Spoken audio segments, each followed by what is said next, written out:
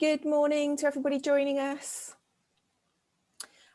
We will be starting the webinar shortly. We've just got about 19 or 20 or so people joining us. So we're just going to give a few moments for everybody to join us before we start officially. But good morning to everybody. Hope you're all well this morning. Whilst we're waiting for everybody to join us,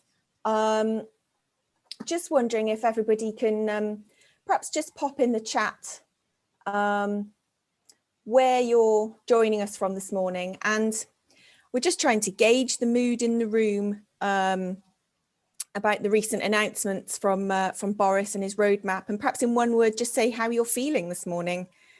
I think Julia and I have just been talking. I think we're both feeling cautiously optimistic. That's two words, but cautiously optimistic maybe. Yeah. So how are you all feeling this morning about the roadmap?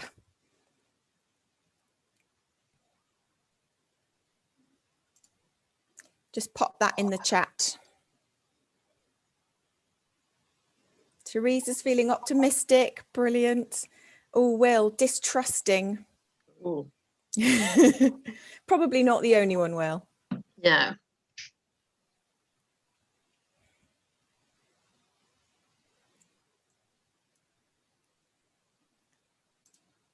Just waiting for a few more participants this morning.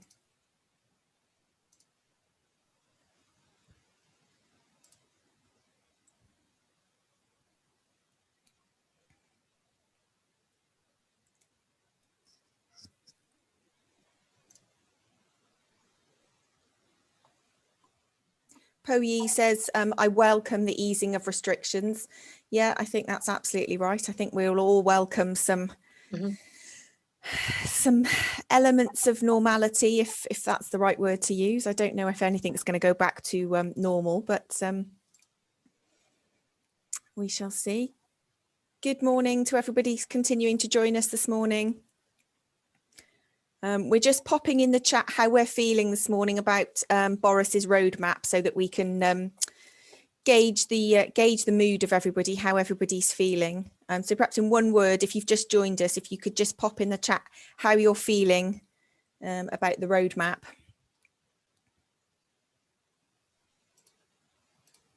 So far, for those of you just joining us, we've had optimistic and distrusting, which no doubt we'll explore throughout the webinar. Just give it a few more moments for people to join us. So we were expecting a couple more. Tim says he's cautious. I think that's, again, that's fairly accurate for how a lot of people are feeling. Yeah.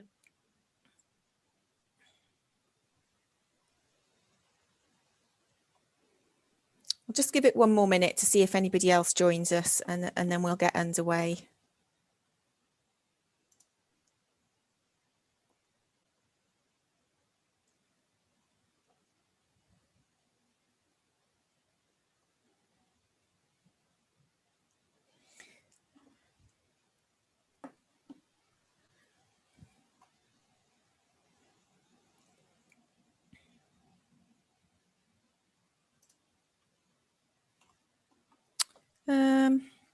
Okay, I think we shall probably make a start. We may have some more people joining us as we go along. But, well, good morning, everybody, and thank you for joining us this morning on our latest in our series of webinars that we've been hosting throughout the pandemic. So this morning's topic is getting back to business in 2021 with the 4P's: people, process, planning and performance. And this morning, I'm your host. For those of you that don't know me, I'm Stacey Hum. I'm the Business Development Specialist at ISO Quality Services. I've got 15 years experience working with various businesses. My previous background is as a solicitor, but I'm a Business Development Specialist at ISO Quality Services, and love talking to businesses like yourselves about all sorts of things, not just ISO related. So this is a topic very close to my heart. Julia Meaden is presenting for you this morning. Julia is one of our lead assessors, our trainers and consultants at ISO Quality Services. She is incredibly knowledgeable. Again, I think, Julia, this is a subject close to your heart as well, isn't it? With your 20 years experience of supporting businesses through your various activities. Mm-hmm. So you're in safe hands with Julia today. And just a little bit of housekeeping before we start. If everybody could keep their microphones off, I think you're all muted anyway, but that just helps with the noise. If you have got any questions, please do pop it in the chat or the Q&A function. We can either deal with those as we go along or at the end, depending on where they're relevant. But please do raise any questions or any tips or points you want to make. And just to say, actually, the webinar is being recorded as well. So if you do need to pass it on to anybody or dip out at any point, it is being recorded. Very, very brief note about who we are for those of you that don't know. So we are ISO Quality Services, and we help businesses implement ISO standards in their businesses, and we help with training as well. Like many of you, we're a small family-run business. We've been doing our best to survive throughout the pandemic, adapt throughout the pandemic. So we're in a very similar situation to all of you that are joining us today. Can we have the next slide, please, Julia? And we like to set out our missions and values for our customers, and I think we've really been embracing these over the last few months. So we've been trying to remain positive, deal with things with passion. We've been trying to be dynamic. We've revolutionized our business over the last 6 or 7 months, and continuing to deliver our values with professionalism yeah, I think our values have served us well over the last few months. Yeah. So on to the webinar today. The overall aim of today is to have a look at your business and have a look at how you've come through the last few months, and ask some really good questions and basically just shine a light on your business. So without further ado, I'm going to turn my video off now and hand over to Julia. So over to you, Julia. Thank you, Stacey. Okay, so before we move on, I think just a couple more points to add in terms of this overall aim. It may be that I haven't counted, but it may be that at the end of the webinar, there are more questions raised than answers given. I don't apologise for that, because having worked with businesses for a long time now to help them to improve, one of the things that I found can be a really valuable use of time is to get businesses to get together as a team, either a senior team or a whole team, and to ask some really good questions, and some questions that often are fairly obvious, but you may not ask them unless someone prompts you to. So yes, there may well be more questions and answers today.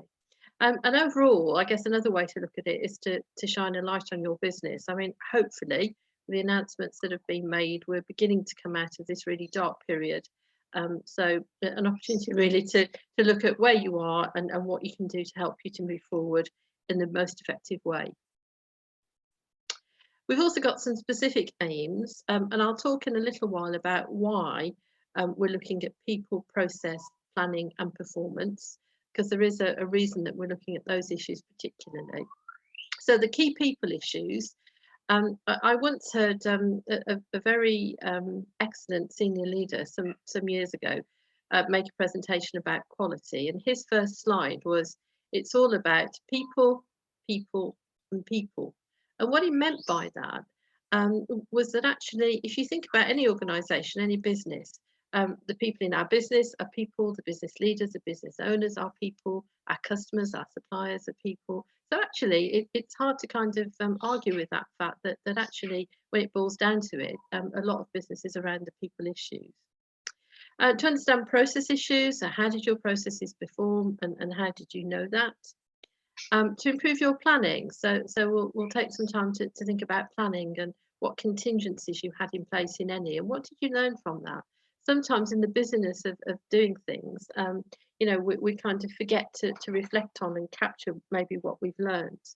You know, I just go back to people issues for a second. One of our customers that I was speaking to recently, they work in construction, and they provide services to the real high-end hotels in London. And they provide services to renovate them, and you know, that these are big value contracts. And they were telling me that before the pandemic struck, they would pay £12 for a bag of cement, and you can imagine they buy lots of bags of cement. the impact of the pandemic, they were paying £50 a bag. So, you know, a massive increase in sales. And then finally, performance. And there are kind of two strands to this. If your business was fortunate to be able to perform well during the last 12 months or so, the question is, how can you ensure that sustainability? So what's the picture going to be going forward? And if your performance dipped, what next? What can you do to recover that? So those are our specific aims for today. So I mentioned to you that I would explain why we're looking at people, process, performance and planning. This is what I would call a simple model of quality. So there are lots of bits missing, but actually, if you stripped it down, that this represents quality, I think, quite well. And this came from, there's a standard that some of you may be familiar with called the EFQM, that's European Foundation for Quality Management Excellence Model. And when that standard was developed some years ago now, they did some research with businesses to try to kind of identify, if you like, what was a recipe for success. And this was a simple model that their research came out with initially.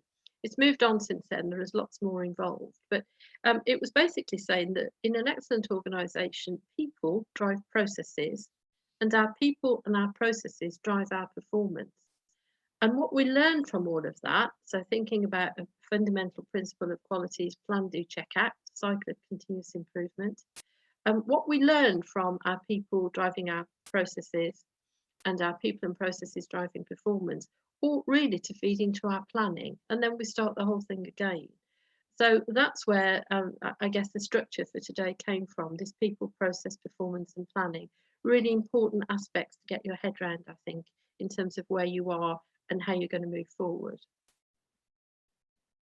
So starting with people, why would we think about people issues? I think there's probably not anyone that's been completely unaffected by the pandemic in different ways. That includes your staff, you as business leaders, business owners, your suppliers, your customers. So all of us will have been impacted, whether it's personally, financially, in many different ways. So the key people issues, I think, are really worth spending some time thinking through. So how do you do that? So I guess the whole structure of our webinar today is designed around two things. One is to give you some hints and tips that hopefully will stimulate your thought and hopefully some action. But also, again, to raise some really good questions that we're hoping you'll take back to the ranch, so to speak, and maybe discuss with other people within the business. So how do you identify people issues? It's not rocket science, you ask. So ask people how they're feeling and you know where they are at this point in time, having come through what they've come through. So you know, if we think about things like you know, people may have lost friends, loved ones, family, there may be some grief around. There'll certainly be uncertainty, I guess, for most of us on a human level, if not from a business level. There'll be things like the furlough arrangements, uncertainty perhaps about finances and about job security. There'll be homeschooling children, which hopefully will come to an end soon, but for now it's still with us. So if you think about all of those things that have been happening around people, you know, that will have had some impact. We're all very different and we'll all have been impacted to a different level, but it would have had some impact on us. So ask people, how might you do that? Well, perhaps a staff survey. Some of you may do that already. And sometimes a staff survey can be quite a big thing, you know, perhaps an annual survey that we do to everyone, and hopefully we analyse it, we feedback and we act on the results. But actually, that's a good thing to do, I think, if you want to understand how people are viewing things and what their perceptions are.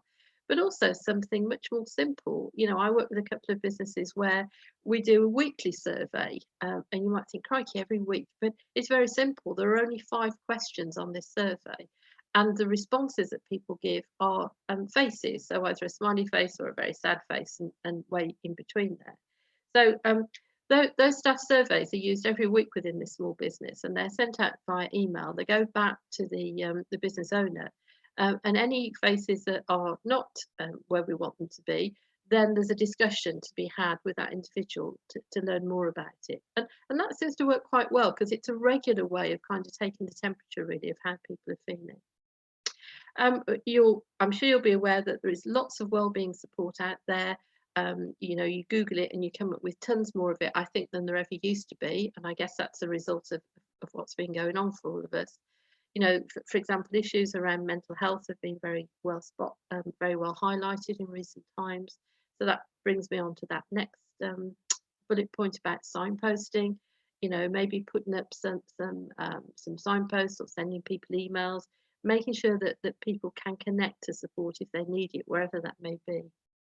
Communication, crikey, always a big issue in every business that I've ever worked with, and even more so, I think, now, with staff working remotely, and staff being furloughed, so they're in the team but they're detached from the team. So how have you addressed that? And reviewing how you've addressed it and how it's worked. And again, that might run into a staff survey question that says, you know, how well do we communicate with you? What would you like from us? What would you like more of, less of? Can be a great question to ask. And then finally, fun. You know, I just think we spend a lot of time being in our businesses and at work. So if we can do things that will kind of make that fun, and I'd link it back to communication. In ISO QSL, we've been doing webinars and Zooms with staff. But, you know, sometimes people get a bit tired of the whole thing. And it's one thing to communicate and keep ourselves abreast of what's happening in the business, which is important. But what might you do that could be a fun activity?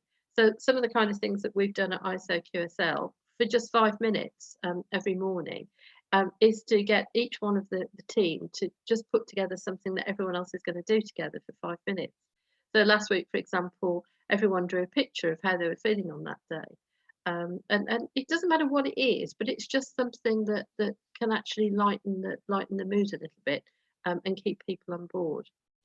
If you're interested in looking more into that, there's a great book written by a guy called Alfie Cohen, and it was called The Joy of Work.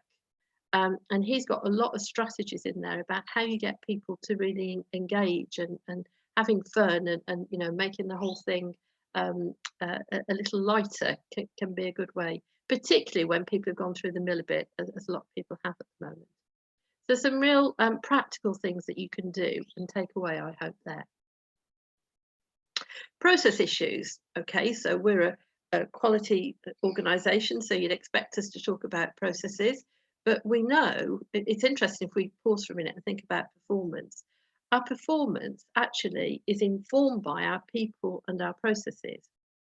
So when we're thinking about processes, for me at this point in time, when we're thinking about getting back on this even keel, it's more important than ever to understand how your processes have actually performed. I could give you an example of a company that we work with, and about 2 years ago, they were doing really well and they put in a new manufacturing line, and it took them 5 months to do that from beginning to end of that project. They were one of the businesses whose sales went through the roof actually because of the nature of their product when the pandemic hit. So they had to quite quickly put in another new manufacturing line. And they did that in 5 days, which is incredible. So 5 months for the line about 2 years ago, and this time they did that in 5 days. So an incredible achievement, really. But they couldn't have done that if their people weren't ready and if their processes hadn't been adapted and aligned in order to meet those particular conditions. So some hints and tips on understanding process issues. How do you understand the process issues? The same as people, really. Ask the process owners. And these are some of the good questions that you can ask. Were the processes robust enough to get us through these difficult times? Were they speedy enough? Did we have to change any of our processes or modify them a bit? And if you have changed them, have we captured and recorded all those process changes? Because sometimes in the busyness of getting things done, one of the things that we can forget is to kind of keep pace with documenting our change processes. So have we captured that? And even if you're not an ISO organisation, I think it's still important to capture and record process changes because it means that we've got our most up-to-date processes on the record, so to speak. If you have got ISO certification, have you fallen behind in terms of how you run your quality management system? Again, in the business of what's been going on and trying to make decisions and changes very quickly, this is one of the things that we're learning now from our customers has fallen behind. So for those of you that have got ISO certification, these are a couple of things from my experience over the last 6 months or so that people have typically fallen behind with. They've often fallen behind with things like internal audits and management review meetings. So, how do we get back on that? We can only start with where we are now, essentially. So the first piece of advice from me is to really plan how you get back on track with that. So those two are good examples. Internal audits, maybe our schedule has gone out the window. So when will we do our next audit? When can we schedule that in? And our management review meeting, which typically takes place on a quarterly basis in businesses, maybe we haven't done that for 9 months. So again, when is the date of our next meeting? So plan how you can get that back on track.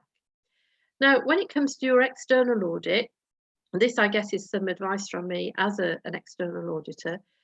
Make your case to the external auditor when they come in to do your audit and you know that things have fallen behind.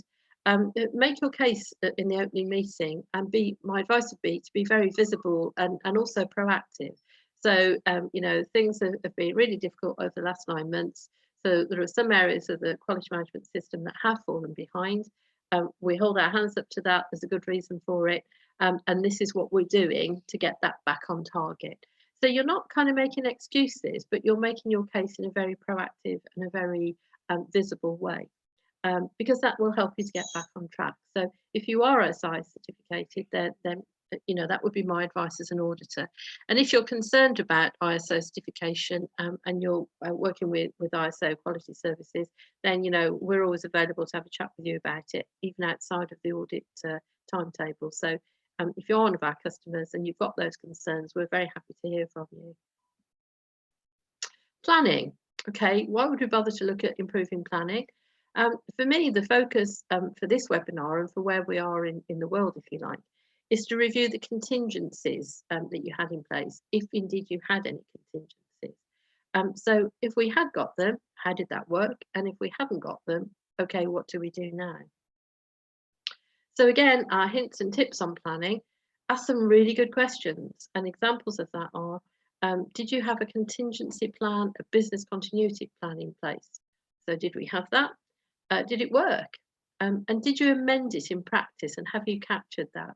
One of the requirements of the standard when it comes to business continuity is that you test elements of the standard, elements of the plan at regular intervals, so that you can be sure that it works and that you can tweak it if it doesn't.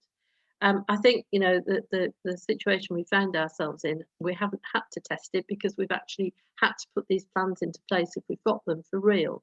So what did you learn from that? Did you have to amend the plan in practice?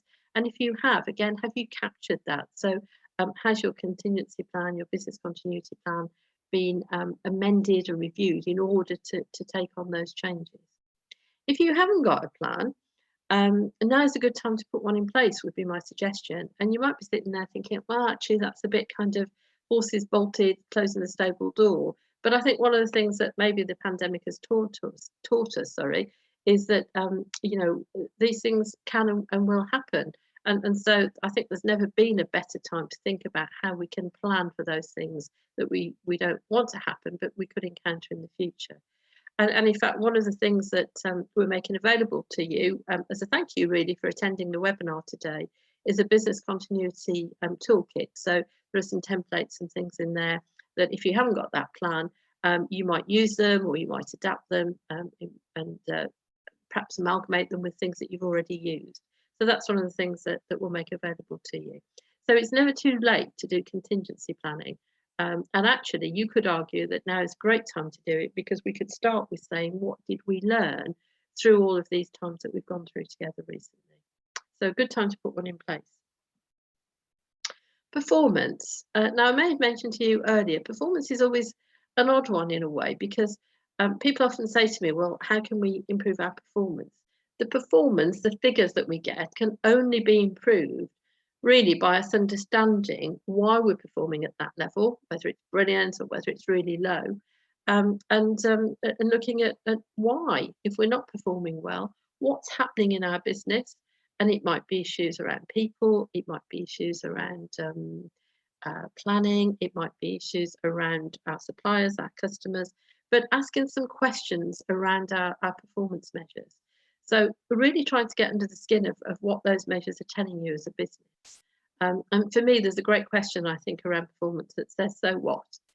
So that's the raw data, those are the figures that we've achieved. So what? What is that telling us? On the other side of the fence, I guess, you may have been in a position where your performance has dipped within all the things that have been going on the last month or so. So whether things have gone well for you in terms of performance or whether performance has dipped, I think there are still some good questions to ask. And if your performance has done well, so I'm thinking back to the company that I mentioned to you where they had to put in a third manufacturing line, they've achieved incredible results.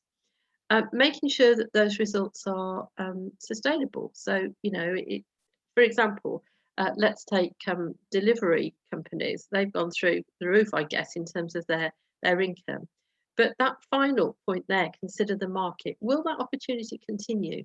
Do we think that people's shopping habits will continue to be online? Or do we think that once they can safely go back to shopping in real shops, standing next to real people, whether they'll actually go for that? Certainly that's where I would be. I can't wait for the moment that it's safe to be able to do that. So what do we know about the market and what can we do to help understand what the opportunity is and whether it will continue? Considering your resource needs as well. I was listening this morning on the news to the owner of the travel company, Hayes Travel, who of course brought out Thomas Cook. And they were saying that with Boris's announcement of the roadmap this week, they'd had to take on an extra 200 staff on a temporary basis to deal with the increase in inquiries for booking holidays. So, this is a great story for this one if performance has dipped. And of course, performance has dipped in some sectors through absolutely no fault of our own. Our market has been taken away. And, travel is a really good example of that. So if your performance has dipped, what next? And I'm just going to go back to the business owner at Hayes Travel today. One of the things that she said that I found really interesting, or in fact, a couple of things, was that she felt that they'd worked well to get themselves as ready as they could for when business would pick up. And she kind of put that down to a couple of things. One was flexibility, and the other was her people and her people being flexible. And she also went on to say that they've always invested in their own people. And I thought this was quite a remarkable statistic, so I wrote it down. She said that 47 of their senior leaders, clearly got a lot of senior leaders, had once been apprentices with the company, and 4 of the directors of that company had also started as an apprentice. So, what a brilliant example of really realising that whole people factor makes a massive difference. So understanding why your performance dipped and what's on the horizon, when can we expect our performance to improve? Is there any financial support available? Of course, it's another good question. I hear talking to customers across the country, really. There are variations across the regions, but there are different pots of money that seem to be being made available. It's certainly worth investigating where that financial support might be. And then, is there anything else? What a great question. Is there anything else that we can do to ensure our future sustainability? And that kind of, I guess, takes us back to planning. So when we think about planning, and I'm just going to go back to that slide, is there anything else we can do to ensure our future sustainability? What have we learned from all of these months that we've been through? And you may have come across this before, so I wanted to share it with you because when we're thinking about planning, it's a good model to look at, I think. So the Ansoff matrix is really looking at how we can increase our sales, how we can increase our sector and market coverage. So I'm going to start in the bottom left-hand corner with the market penetration. So this is where you can see we've got 2 axes. We've got the markets and our products or services. So in market penetration, this is where we're looking to sell existing products in existing markets and to existing customers. So this is about us looking at the opportunities to sell more of what we've already got, whether it's a product or services, to customers and markets that we're already operating with. And actually, a kind of spin-off from that that can be really useful to help you to get your head around it. I've done this many times with businesses. So a piece of paper or a flip chart board or a whiteboard, and down the left-hand side, we put a list of all of our key customers. There might be 5, there might be 25, however many, our key customers on the left-hand side, and we're developing a grid. Across the top, the heading, we put all of our products or our services that we offer. And then it's a really simple way to say, okay, so this customer here, customer A, maybe they buy our product or service 1 and 4, but they don't buy 2 or 3. Why is that? Why don't they buy our product or service 2 or 3? It may be that it's not appropriate for them, but actually often you find it's just because they don't know that we offer that particular product or service. So, and that's a really visible, quick way of looking at market penetration. And you then acting on okay, so how can we approach these customers that we already know, so we've got some relationship, and make them aware of our other products and services. On the top left-hand corner, market development. So that's again existing products or services, but into new markets. So are there new markets out there that we haven't yet penetrated? And we've got our products or services already, so it's not a huge amount of work to do around that. But what new markets might we be able to identify? On the right bottom hand side, product development, this is when we start to think about new products or services. But product development is new products or services to, again, our existing markets or our existing customers. So again, we've got a relationship there. We understand our customers and their markets. So this is our opportunity to introduce them to some new products or services that we're developing based on what we've learned. And then the final corner there, diversification, top right-hand corner, this is new products or services and new markets. So this is the one that will take, by very nature of it, more time to do, because we're looking at new products, new services that we can bring to new markets. So a lot of work to do there to get into understanding what's the right product or service and what's the right market. So actually, 4 opportunities there to think about how you might get the business back on track, back on an even keel, if you like, having gone through what we've been through. So again, it's something I would suggest that could be a great discussion point with the senior team in particular. You know, how are we doing in each of these areas? Some businesses decide that they don't want to diversify because they feel it could water down the products and services that they already deliver, and that's fine. But having this available to you as a discussion point, again, can be really helpful to get you moving forward. Okay, so where are we? I'm hoping that we've given you some practical hints and tips that you can take away, and we will let you have a copy of the slides, and it'll also be available on our website for others that may want to have a look at the kind of hints and tips that we've presented.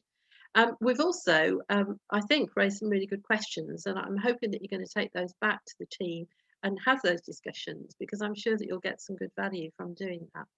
One of the things that we're really passionate about at ISO Quality Services is you doing something with anything that you pick up, any hints and tips that you learn. So to support that, really, this call to action, we're suggesting that you do a very straightforward, simple self-assessment as a starting point. So you can see on the left-hand side there, we've got our headings, people, process, performance, and planning, and then a very simple self-assessment matrix for you to get the team together and decide where you fit in that matrix, from need significant improvement through to, on the right hand side, the very robust and actually we're okay there in that area. So again, if you put ticks or crosses in that matrix, it's a very visible way of helping you to see as a senior team where we need to focus some energy and where we need to pay some attention, really, to help to get us back on this even keel. So we'll certainly provide you with a copy of this matrix, and I would really encourage you to do that, because again, it can start a really good conversation and it gives you a very visible way of seeing where you are. We're also going to provide you with, as I mentioned earlier, a complementary business continuity toolkit. So if you've already got a business continuity plan, brilliant, but you may want to have a look at this toolkit in case there's anything that adds some value to what you've already got. If you haven't got one, I really would encourage you to use that and to take that whole thing on board. So I'm going to pass back to Stacey at that point. Thank you, Julia. Thank you. I don't know about you guys, but I was furtively writing down loads of notes then as Julia was talking, because I think there was loads of really helpful tips and points there. I just wanted to pick up on, you know, some of the things Julia was talking about and some of the things that ISO have been doing that might give you some ideas for your own businesses. I mean, on the people I did put in the chat there, you know, as a business, we regularly we are regularly asked, you know, how we're feeling, how we're doing. Well-being is really big on our agenda at the moment, and always has been, but even more so at the moment, as I think you kind of pointed out, Julia. And we do have these weekly surveys. They're very short, 2 quick questions, different topics, but very focused on well-being at the moment. So it's a good way of, as you said, Julia, just gauging what the mood of the staff is at the time. You know, processes, we've definitely changed a lot of our processes at the moment.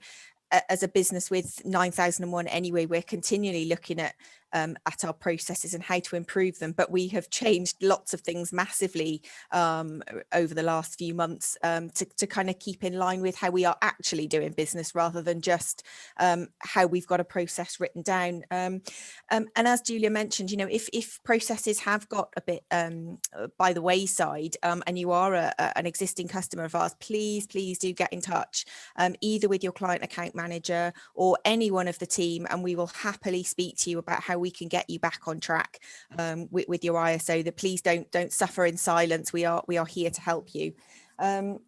I think in terms of planning, as Julia said, we will send out the business continuity toolkit to everybody here, but please do share that with anybody that you think it would be of use to, because it's a really useful kit to have a look at. Performance, Julia, I absolutely agree with you. I can't wait to get back out shopping. So Yeah, I do like online shopping, but I think going into some shops will be great. And as Julia said, you know, get yourself ready for when businesses pick up, because hopefully things will pick up shortly. And so really, unless has anybody got any questions, there's no questions in the chat, but that kind of brings us to the end of our formal presentation. But if anybody has got any questions or any points to make, just following on from all of that, please do just pop it in the chat or the questions, and we'll happily answer that. Po Yi says, is the matrix considered to be evidence or demonstration of sustainability? For example, market diversification, product development and diversification. It might help me to include in my audit reports. Julia, is that a question you could answer? Yeah, certainly. And I think it is evidence. I think, you know, if I go back to when you're talking to your auditor, this proactive approach, I think any evidence of a tool or a technique that you've used, because actually it's not really the matrix that is the value, it's the discussion that matrix kind of creates within the business. But certainly that, I think that's a good piece of evidence. Yeah, I would be delighted to see that as an ISO auditor. Yeah, it's a good piece of evidence. But more importantly, you see, you know, one of the things I'm passionate about is I never think we should do anything just because the quality standard says we should. And that might sound a bit odd, because I know if it's a requirement, it's a requirement. But what I mean by that is the things that you do within the quality framework, if you like, ought to add real value to the business. And I think, you know, that's one of the things that I'm passionate about, quality services is passionate about. And I can tell you that for sure that will get you some real good value. Yeah. Absolutely. Thanks, Julia. Thank you. So it just goes for me to say thank you all for attending. I hope you've all picked up some useful hints and tips there. As I said, we will be sending out a copy of the slides afterwards, along with that business continuity toolkit. Please do feel free to share any of that with colleagues that you think might be interested. And please do, if you've got any questions after this, please do get in touch. We're here to help you. Happy to speak to anybody who has any questions. And just a little reminder about our next webinar. That's going to be on the 26th of March, Friday the 26th of March. And that's about our new COVID safe certification. Very relevant given the roadmap that Boris has just announced, with hopefully businesses being able to get back into office space from the 29th of March, fingers crossed. So we've released a new COVID safe certification, which might be relevant to office-based businesses. So the webinar for that is on the 26th of March, and we'll be sending out details of that shortly. But without further ado, enjoy the rest of your day, everybody, and thank you very much for joining us. Thank you. Bye. Thanks, Stacey. Bye. Bye.